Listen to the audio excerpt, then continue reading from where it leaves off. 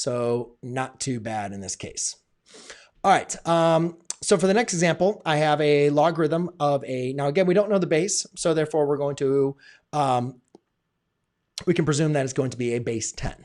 All right. Now expanding is we need to remember all these rules of logarithms. So I'm not going to go through them. I'm just going to hope and assume that you recall all these logarithm rules. So just to kind of make things out, the first thing that I'd recommend doing is breaking up this quotient into the numerator and the denominator, and make sure you're using parentheses and brackets. So using the rules of logarithms, I can break this up as to the log of a minus 2 times b plus 4 minus the log of 9. Let's use those parentheses again. Oh, it's so annoying. Just because I just want to see, just so you can see what's happening here. Times the line 9 times, I'll just use parentheses even though you don't really need a parentheses around that, the b minus 2 to the 5th power.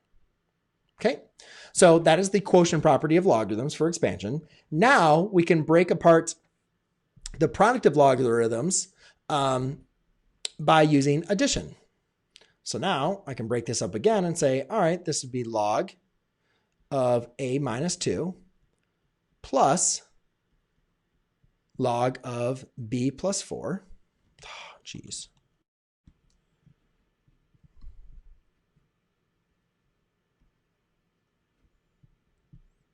All right, of b plus 4.